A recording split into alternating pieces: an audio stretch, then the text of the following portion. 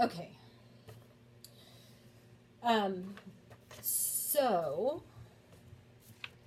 to start with my H brothers, I was not crazy about them adding other words on this Oh, because I felt like for some of the kids that for me it took away from the digraph at the beginning. right. And so I think if I were to do this again, there was another H brothers foursome card thingy that just had the name, and I would like that way better than adding like the musical or the crazy or the quiet. Right. Does that make sense? Yeah, and then also, and I think I agree because then when you're visually looking at it, you see that digraph first. That makes sense. That makes sense. And even though the digraph is large on the card, I felt like when I was teaching the lesson, I was not connecting that well enough to the sound that they were making. Right. What do you think about that? What?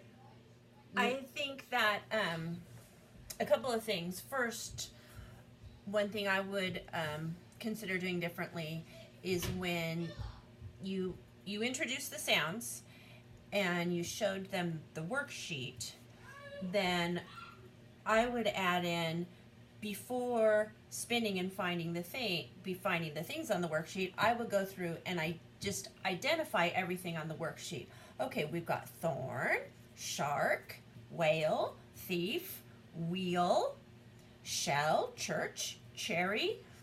Got it. So that they already have, because some of them it's like, well, is that a chair or Right. a throne? Is that a boat or a ship? Is that, string? Then they'll already have in their mind what the things are. Like, would they know that that's a thief? Right, right. And to kind of, to give them that so they know what items they're talking about. And Yes. it also is giving them a chance, even without pointing out the sound, they're hearing the sounds when you say all those words for them. Got it. And it's kind of, reinforcing. Preloading that information in their brain. And then, and then as you do find each one, instead of just saying, yes, that's, as at the beginning of shark, I agree. Like, if you then go, yes, it's shark, Sean. Do you hear that at the beginning of both of them? Yes. So, yes. You're wanting them to use this as a place for them you want them to learn and remember Sean, S-H, Sean, S-H. That's so perfect. I could feel. And so not, yes, shark starts with the S-H, yes, shark, Sean, shark, Sean. It's perfect. To, it's just one more level of reinforcement. That's perfect. I could feel as I was teaching that I was missing a connection somehow, that I wasn't sure what I was missing, but I could feel that. So that's perfect. That's absolutely perfect. Okay. Can you think of anything else? Thank you so much for that. Yeah. I think other than that, I think the way that you had them take turns spinning, and the way that you had them, all working together to find things and circle things, I think that was a really nice way to go, especially when you're just introducing something,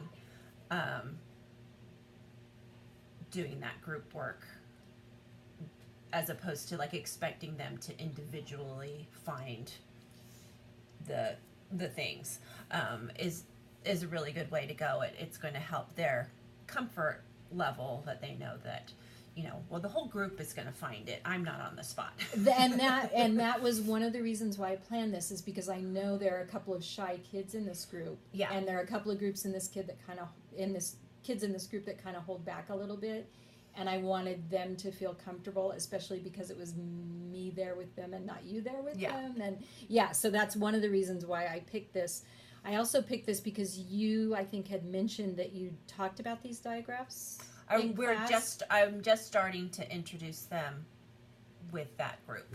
Did I ruin anything for Nope. you? Nope. Doing I was this? like, Okay. ooh, this is perfect timing. Oh, yay. Perfect timing. Good. Okay. Okay. And as far as, like, I know we talked in my class that I'm doing this week. We talked about the importance of testing kids before you teach them a lesson, and obviously in my capacity I didn't have a chance to do that, so I didn't walk in with the knowledge of where each child was with Right. this and what they were going to need with this, what their learning style is. I didn't walk in with any of that. Yeah. But as far as being able to assess this lesson, we talked a little bit before I started the recording about most of my assessment was just watching their mouth form the sound as we went through it, and then watching for recognition as they were looking at the pictures and circling them. Would you have done any of that differently?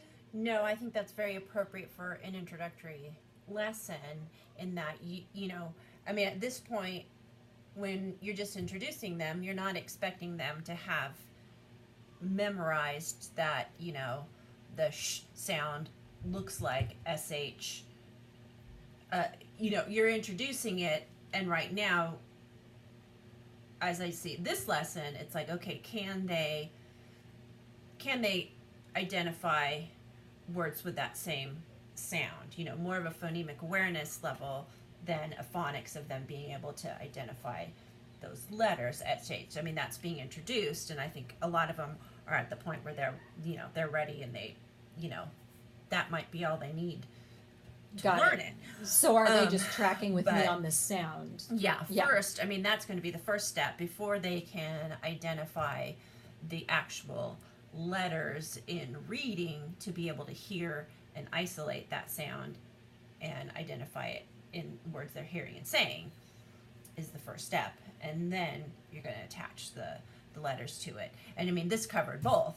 But yeah, I would just be looking at, are they able to repeat the sound when I say the sound? Are they able to go, oh, shark starts with sh? And if they can say shark starts with sh, then you know they were able to, in their mind, say the word shark and hear that And sh. just hear the, got it. And you know, and then ultimately you want them to get the letters that go with it. But not necessarily. But the first in step, this. yeah. But the first step is, you know, okay, can they hear that thread starts with, And they did. and to differentiate between all of them. I mean, there was one child who, you know, when a different digraph came up, when it was, you know, sh or th, and they said, you know, ship, and, Right. and it's like, okay, well, that's telling you that they didn't get it. There's your right. assessment there. Right. For that one, and with that particular child, that's what I would expect. Based on the testing you've done with that Based child. on So you. my prior knowledge of Right. where Right. that child was. And, you know, and I'm thinking of one child who could have read those. And did at one point with and musical did. wit. Yeah. And could just read them already.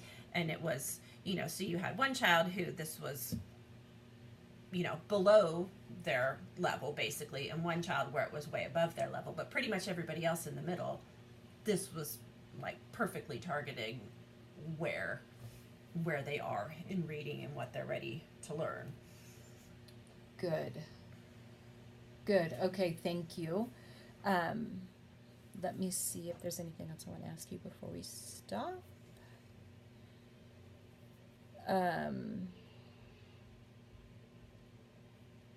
I think I'm going to stop there. Well, okay, so can I ask you one more question? Yes.